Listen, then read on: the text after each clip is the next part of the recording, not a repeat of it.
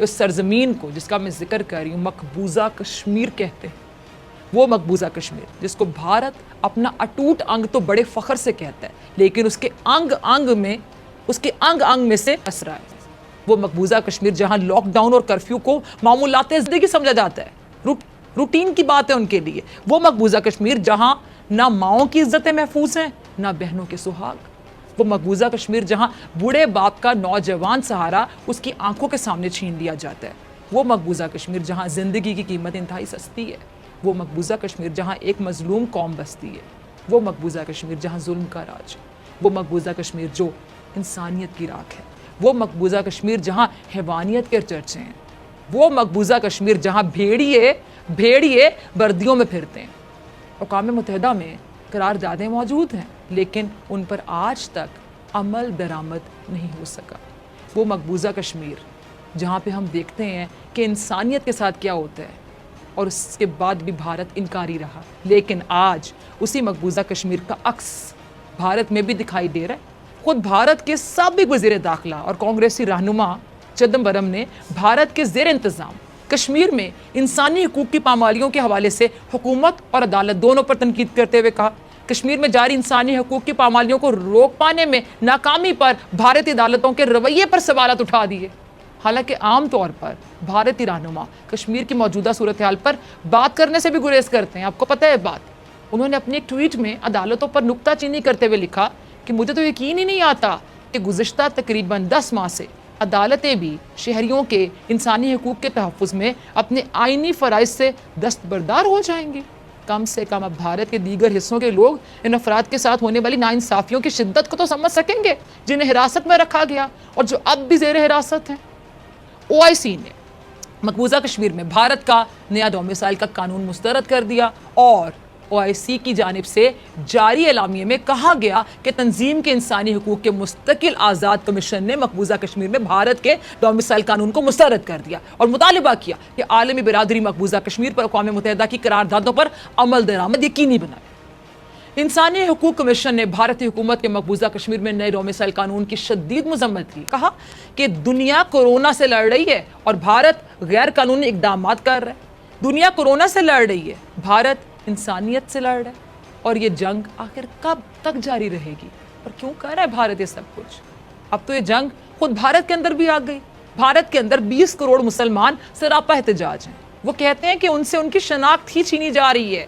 क्या ये मोदी का शाइनिंग इंडिया है? गुफ्तगू का आगाज में रोहित शर्मा आपसे करना चाहूंगी।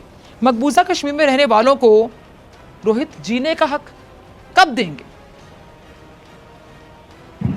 पिता जी, पहले तो मैं आपको बताना चाहूंगा, आपने एक सैड स्टोरी में से, एक सैड न्यूज में से एक लीड आउट जो दिया, बड़ा इमोशनल लीड आउट, वो ऐसा ही कुछ मेन कैंप में एडोल्फ हिटलर बोलते हैं कि अगर किसी मार्मिक चीज को, किसी इमोशनल चीज को आप थोड़ा एग्रेसिव होके बोलें तो आप लोगों को कमांड कर सकते हैं। दूसरी चीज आपने ये बोला कि लॉकडाउन वहां पे कश्मीर में बहुत लंबे अरसे से चल रहा है। आपको बता दूं कि वहां 1,500 के आसपास कोरोना पॉजिटिव केस हैं। अगर लॉकडाउन डेढ़ साल से 1 साल से चल रहा है तो वो केसेस कहां से है? इतने सारे लोग वहां जा रहे हैं, वहां से लोग आ रहे हैं, तभी तो लॉकडाउन में लोगों को कोरोना हो रहा है। ये एक बहुत लॉजिकल सी बात है। अब कोरोना हुआ, वहां पे लोगों को दोबारा लॉकडाउन किया गया, उससे पहले खुल गया था ना, तभी तो लोग वहां गए थे, या वहां के लोग यहाँ आए थे, तभी तो कोरोना उनको हुआ। अदरवाइज कोरोना कश्मीर में ओरिजिनेट नहीं हुआ था, चाइना में ओरिजिनेट हुआ था, वहां से इटली गया, इटली से इंडिया आया। दूसरी चीज डोमिसाइल कानून।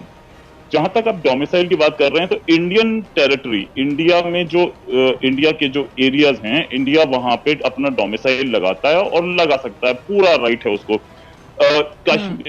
कश्मीर में जो डोमिसाइल है वो कैसे बनेगा, कब बनेगा, कौन से कानूनों के तहत बनेगा, ये चीज पाकिस्तान तो शायद ना समझाए हमें, क्योंकि हमने भी पाकिस्तान को कभी नहीं बोला इस्लामिक कंट्री आप बने थे, कभी आपको बोला था? आप तो सेक्युलर थे, आप भी तो भूल गए अपने कायदे आजम साहब की वो तकरीर को, जिसमें उन्होंने बोला था कि Pakistan is a secular state and will remain a secular state. तो इंडिया में क्या कानून होगा या पाकिस्तान हमें ना बताए। इंडिया का डोमिसाइल कानून चल रहा है, वो लॉ बन रहा है, और सारे कश्मीरीज को पूरी की पूरी आजादी है इंडिया में। इस समय 10,000 से ज्यादा जो स्टूडेंट्स थे जो कि अक्रॉस इंडिया पढ़ रहे थे कश्मीरीज, उनको बुलाया गया, उनको वापस कश्मीर भेजा गया अभी कोरोना के बाद। और अक्रॉस द वर्ल्ड जितने कश्मीरी स्टूडेंट्स पढ़ रहे थे वो भी वापस आए। ये तो रिकॉर्ड्स पे है, इसको तो आप मानेंगे। तो कौन से लॉकडाउन, कौन सा कर्फ्यू, कौन सा माँ बहनों की इज्जत की बात आप कर रही हैं जब स्टूडेंट्स बाहर पढ़ने जा रहे हैं? I can't understand this. कौन सा? अच्छा जी रोहित, आपका मैंने जवाब सुना। मैं किसी मेहमान को इंटरप्ट नहीं करना चाहती, मैं तमाम मेहमानों का जवाब इसी तरह सुनूंगी ताकि नाजरीन सबका जवाब सुन सके। ब्रिगेडियर हारिस नवाज साहब, मैं आपकी तरफ आती हूँ। मेरे ख्याल से मुझे सवाल पूछने की जरूरत नहीं है, रोहित की बातों का आप जवाब देना चाहेंगे। वो कह रहे हैं कौन सा लॉकडाउन, कौन सा कर्फ्यू, आप जरा समझाएं। इनसे पूछें कि कश्मीर में लॉकडाउन सिर्फ कश्मीरियों के लिए है, आपके हिंदुओं के लिए, आपकी पुलिस के लिए, आपके आर्मी के ट्रुप्स के लिए कोई लॉकडाउन नहीं है। ये उन्होंने कोरोना फैलाया है। वो बेचारे तो आपने उनको तो कैद में रखा हुआ है, ना वो कहीं जा सकते हैं, ना कहीं वो बैठ सकते हैं। आपने उनकी जायदादों पे कब्जा कर लिया, उनके बागात ख़त्म कर काट दिए, आपने उनके तमाम कारोबार तबाह कर दिया, जवान बच्चों को पकड़ के आपने आगरा की जेल में ले जाके बंद कर दिया। आपने उनको क्या लॉकडाउन तो आप उनके लिए, आपके लिए तो कोई लॉकडाउन नहीं है। आई थिंक ये बड़ी लॉजिकल सी बात की आपने कि आप कह रहे हैं कि लॉकडाउन है। लॉकडाउन सिर्फ कश्मीरियों के लिए, और जो जुल्म से तुम आपने ढाए हैं दुनिया को सबको मालूम है। सेकंड बात आप जो दूसरी कर रहे थे वो भी आप देखें कि ये डोमिसाइल की बात है। कश्मीर आपका हिस्सा नहीं है, it is occupied territory. United nation के चार्टर्ड के ऊपर बड़ा क्लियर रेजोल्यूशन इसके पास हैं।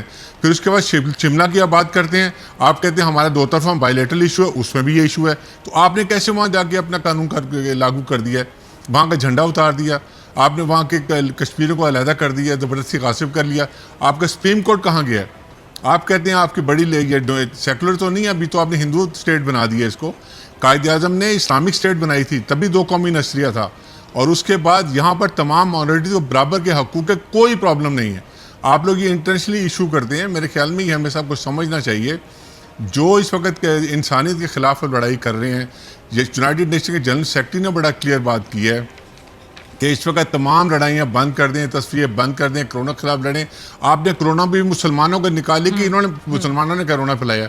फॉर गॉड सेक, आप किस दुनिया में रह रहे हैं, कुछ ये सोच समझ के बात करें। इसके बाद मुसलमानों ने कैसे फैलाया है इतनी मुसलमानों से नफरत? ठीक है, कमर आगा साहब, आप भारत में रहते हैं और आप मुस्लिम भी हैं। भारत में जो मुसलमानों के साथ हो रहा है कमर आगा साहब, आप उसकी हिमायत करते हैं, मुखालिफत करते हैं? आप भी रोहित की तरह कहेंगे कि कहाँ हो रहा है और मुझे दिखाएं कहाँ हो रहा है? शुरू में जब आपने बात करनी शुरू की तो मैं समझा शायद आप बात कर रही हैं बलूचिस्तान या खैबर पख्तूनख्वा की, जिसकी कि वहाँ की जो रिपोर्ट आती है वो इसी तरह की है जिस तरह की आप कश्मीर के बारे में बात कर रही थी। मेरा दिमाग उधर ही गया, मैंने कहा कि ये तो बहुत ही लिबरल और बहुत ही चैनल है जो इस तरह की बातें कर रहा है, वो भी पाकिस्तान के अंदर। देखिए, जहाँ तक आपने मुझसे पूछा सवाल कि मैं मुस्लिम हूँ, भारत में रहता हूँ, मुझे बहुत फ़ख्र है कि मैं मुसलमान हूँ, और मुझे इस बात पे भी बहुत फ़ख्र है कि मैं भारत के अंदर रहता हूँ। और हम ही नहीं बल्कि यहाँ पे तकरीबन 12-13 करोड़ मुसलमान रहते हैं। शायद पाकिस्तान से भी करीब नंबर होगा, उससे ज़्यादा ही होगा, बल्कि ये पुरानी मैं नंबर बता रहा हूँ, फिगर्स बता रहा हूँ, अब तो उससे भी ज़्यादा हो गया है। और हम लोग के पास बिजनेस है, हम लोग को हर किस्म की आज़ादी है, बड़ी बड़ी यूनिवर्सिटीज़ हम लोगों ने खोल रखी है, बहुत बड़ी बड़ी फैक्ट्रियाँ मुसलमान चला रहे हैं, सिप्ला और विप्रो और जैसी बड़ी कंपनीज, इसके अलावा पता नहीं कितनी वो कार्ड और जिनका शुमार ग्लोबल बड़ी कंपनीज में होता है, मुसलमानों की उसके ओनरशिप है। मुसलमानों के हालात यहाँ पे पहले बहुत ख़राब थे, तो हिंदुओं के भी ख़राब थे। आज़ादी के बाद जब इंडिया में पैसा आया, मुसलमानों के भी हालात बेहतर हुए। आप बोलने देंगे हमें? और फिर उसके बाद ये कि जहाँ तक है, हिंदुस्तान के अंदर गुर्बत भी है, मुसलमानों में भी गुर्बत है, तो हिंदुओं का भी एक बहुत बड़ा सेक्शन गरीब है। कमर साहब, सॉरी मैं आपकी बात को काट रही हूँ, ये जो इतने एहतजाज करें लोग भारत में, वो मुसलमान है या हिंदू हैं? कौन एहतजाज कर रहा है, किन चीजों पे यहाँ पे उनके साथ क्या वो कमाल है अकेले वैसे, मस्त मुसलमान थे? एप्रिशिएट। नहीं, एक सेकंड मुझे बात करने दीजिए, एक सेकंड। जो एहतजाज कर रहे थे वो अकेले मुसलमान नहीं अब थे, मैं उनके क्या साथ बोलूं, बड़ी आपने कहा तादाद कौन थी एहतजाज? हिंदुओं की। जी। 1 मिनट फिर बात करने दो, अगर बुलाया है तो। उनके साथ एक ठीक है, बड़ी कंटिन्यू तादाद की कीजिए। नॉन जी जी मुस्लिम्स थी, उनके साथ एक बड़ी तादाद की नॉन मुस्लिम्स थी, और उनके साथ सब शाना बशाना लड़ाई लड़ रहे थे। हमारी यहाँ डेमोक्रेसी है, रूल ऑफ लॉ है, कॉन्स्टिट्यूशन है, उसके खिलाफ कोई नहीं जा सकता। सुप्रीम कोर्ट है, हाई कोर्ट है, और दूसरे चलिए, अगर इसको अदालतियां मुझे हैं तो मैं इसको जहाँ रिप्लाई के पर ये व्हाट आर यू टॉकिंग? जी कमर आगा साहब, कमर हमारे आगा ये सब साहब, आप कुछ है अपनी यहाँ बात के कंप्लीट ऊपर। कीजिए। कोई आप और एक मेहमान अगर कुछ मिनट, बोलेगा तो एक मैं मिनट, उसके लिए एक रिस्पॉन्सिबल। मिनट, फैजा, जी एक जी, सेकंड। मैं आपकी बात सुन रही हूँ, आप कंटिन्यू कोई कीजिए, मैं आपको इंटरप्ट नहीं कर रही। पहली बात तो ये कि पाकिस्तान ये बातें बंद करे कि वो मुस्लिम कंट्रीज का लीडर है या हिंदुस्तान के मुसलमानों के बारे में सोच रहा है। हमें कोई जरूरत नहीं है आपकी मदद की, हमें कोई जरूरत नहीं है आपसे किसी किस्म की मदद की। हम लोग यहाँ पे हैं, हमारी जो कुछ है परेशानियां, हम खुद लड़ना जानते हैं, लड़ते हैं, मिलते हैं, और हम लोग अकेले नहीं लड़ते, हमारे साथ और दूसरी यानी आप ये मानते हैं कि परेशानियां हैं? कि बिल्कुल होती है, किस मुल्क में नहीं है परेशानियां, किस मुल्क में नहीं है परेशानियां। इकोनॉमिक क्राइसिस है, हमारे यहाँ हम पे भी है, राइड भी होते हैं, झगड़े भी होते हैं, और फिर उसके जी, बाद अदालत में भी सही। जाते हैं, और उसके बाद हमको वहां से निजात भी मिलती है, छूट भी मिलती है। ठीक है जी कमर साहब, सारी आपका चीजें पॉइंट होती आगे, मैंने आपको इंटरप्ट नहीं किया। ठीक।